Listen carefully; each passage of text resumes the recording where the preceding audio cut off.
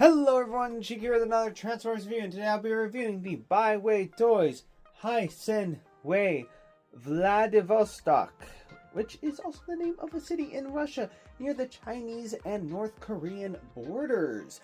This is their take on G1 Metroplex. As you can see, he is very big. I mean, obviously not as big as some of the mainline Titans, but he has some ginormous guns in his hands. And if you are an eagle-eyed observer, they pretty much look like the legs to Six Gun, because that's what they are. So, legs of Six Gun, arms of Six Gun, but they are way out of whack for proportion.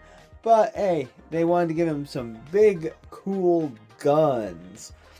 On a side note, not really as much importance to me specifically, but there was a tiny little model kit that came with him that looks like they're like a sexy version of Windblade or something. It's a little model kit. I'm sure an artist that's better than me, it has all sorts of paints and stuff, could get her looking close to her comic book appearance. But she's included, I imagine, because she is the city speaker, or a city speaker. Now these guns, which like I said, are like Six Gun's legs, they are pretty cool, and there is supposed to be light up feature in there if you put the proper batteries in there. But the downside is, because of that, the tips have a tendency to just pop off sometimes because of that. And it is also because of how big and bulky they are. I'd rather them be a little less chunky if it meant that it was easier to get him to hold them, because putting them into his hands is such a pain. And there is a Toy Hacks label right there, because, you know, obviously third party. There wasn't, I feel like it's a little small, but the alternative for a larger one would have been a little too big for that outline for an Autobot emblem. So I went with what I thought was the next best thing, and I think it looks pretty good. He is a very chonky bot. Not as chonky in the sense of like G1 Metroplex, but he is still quite boxy, which I absolutely love. But it does kind of affect articulation to a point, which I will point out when I get to that part. So all these other stickers came with the set, because they're like all these spots, like there's like supposed to be like city windows or building windows. Those were originally on original release, were all lit up with batteries, with like battery powered LEDs. It sounds like a nightmare if you ask me to get them all lit up, but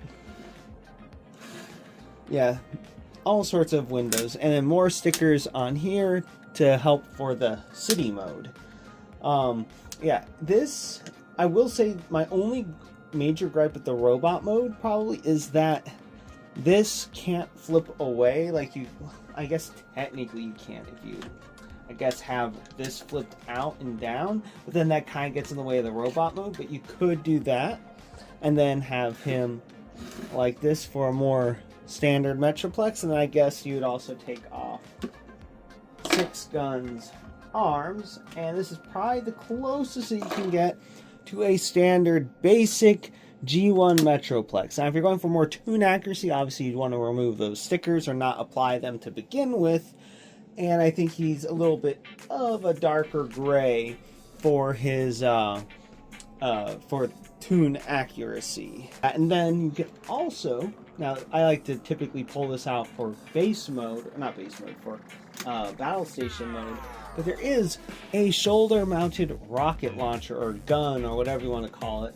It can pull out quite far, but I think realistically for like what looks best is something like this, and goes down like that. It doesn't 100% hide in there, but it's okay. I don't care too much about it.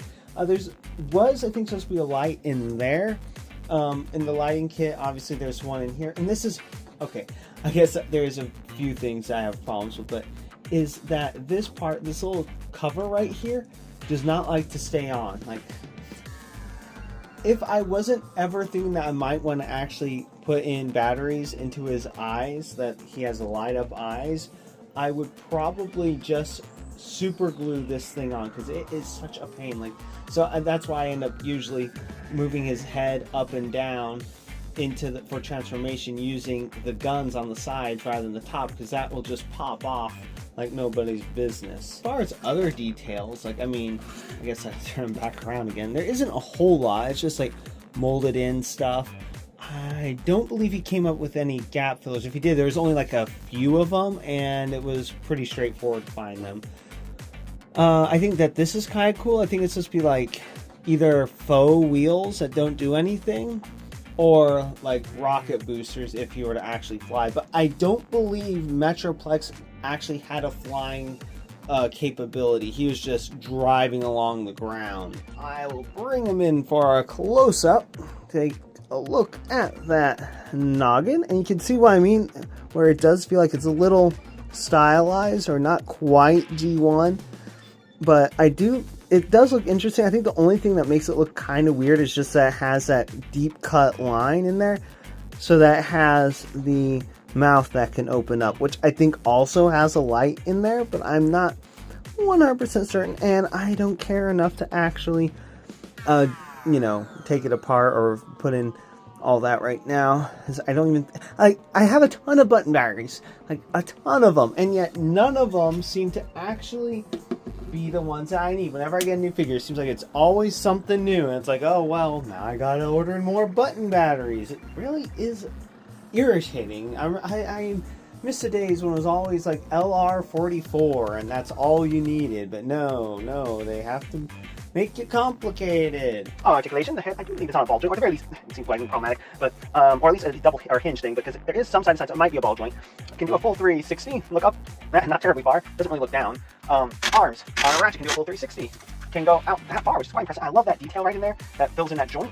And there's a double elbow, so you get like way over 90 bent at the elbow, and that's partly for transformation, but that's just a really nice articulation. He does have the wrist rotation, no bend, unfortunately. I feel like they could have done that, but hey, if it's a little simplified, it's not the end of the world. Thumb, like, it's on a ball joint, has a hinge here and a hinge here, so that's like 1, 2, 3 points of articulation on thumb alone. And then you have essentially individual articulated joints. You have 1, 2, 3 points of articulation for each finger, and they can splay out. So like you have very articulated hands, and they are nice and stiff. Now, if his guns were smaller, I think he'd be able to hold his guns without even worrying about the tabs. But because these things are so absolutely massive, he can't really hold them without the tabs, or he can, but very loosely, and you can't really move his arms about with it. Waist rotation, he can do a full 360 with a nice ratchet. It's not a super strong ratchet, but it is a ratchet. Legs can kick forward that far. Oops, no, come on. Back this far. Thigh rotation, which you can get a full 360 if his legs are out far enough. And then you get about 90 bent at the knee. And then you have ankle pivot, which is nice. It's not a huge amount of it, but it's more than what most people need anyway. And I guess you could bend them a little bit, but that is more of a transformation thing. One thing that did happen though, with at least on this hand, because every so often I'd rotate the hand like this to get better access to tab the gun in, but with how big it is, it rubs up against the plastic here, and it's actually kind of damaged the corner ever so slightly, like right there, and it's a little annoying, but I just learned that, hey, if I'm going to do that, I just need to do this number to get at that proper angle, so I don't have to worry about rotating that specific spot. And for comparison, here we have him with G1 Metroplex. I broke him out for this special occasion. You can see how they look together. Obviously, the G1 definitely falls short, literally and figuratively, when compared to this Metroplex. Although I will say, there are still some aspects I like about the original Metroplex a lot more. Like for the head sculpt, for example. It seems a little bit more stylized. But that's my only major gripe about the robot mode. And then, of course, there is Siege, Six Gun, and Kingdom Slammer that I decided to include as my hodgepodge set. Unfortunately, I don't have a scamper as of yet, so I might end up getting the 6-gun scamper third-party set that is supposed to go with this guy, because these guys are a little bit too big, because they're deluxe and he's a third-party legend, so he's a bit smaller. But I just think that, yeah, really cool, very cool. Although not from the same cartoon, this third-party Scorponok or Megazarek towers over this Metroplex. I don't know if they were wanting to go with a different scale when they built him or designed him, but this Metroplex is an older design, so it's possibly decided to go a little bit bigger, or maybe Scorponok is supposed to be bigger than Metroplex, considering that, especially considering that Fortress Maximus is much larger than Metroplex. It makes sense that he would be bigger than him. And for one final comparison that just had to be done, here we have him with Titan class Trypticon. Obviously Trypticon is a bit bigger. Metroplex should be a bit bigger, but I think height-wise Metroplex maybe just a little bit taller, and he would be more appropriate for Trypticon. I think it's really cool having Trypticon with Metroplex, because Metroplex is the nemesis of Trypticon and vice versa, sort of like with Fortress Maximus and Zarak. So it's nice now I have these two together. I'm just not sure where I'm going to display them because they're both pretty big.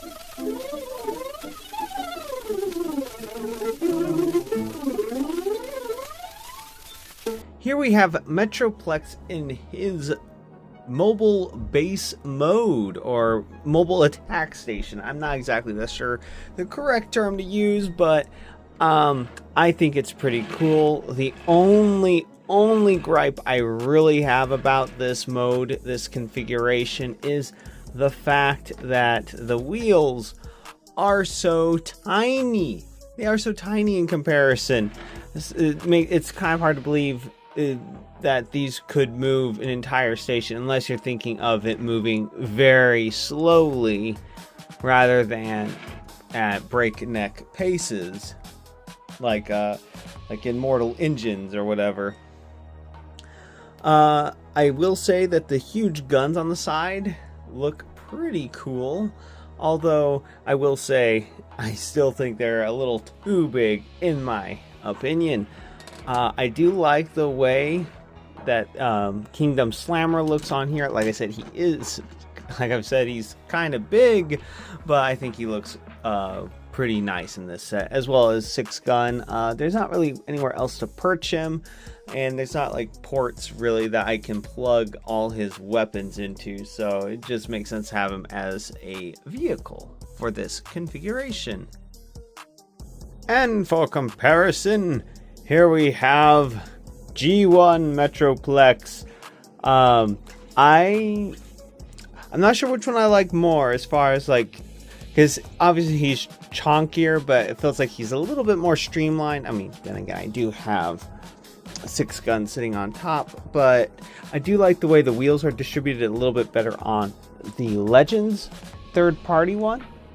But I will say that nothing beats the rubber tires on the original Metroplex, in my honest opinion.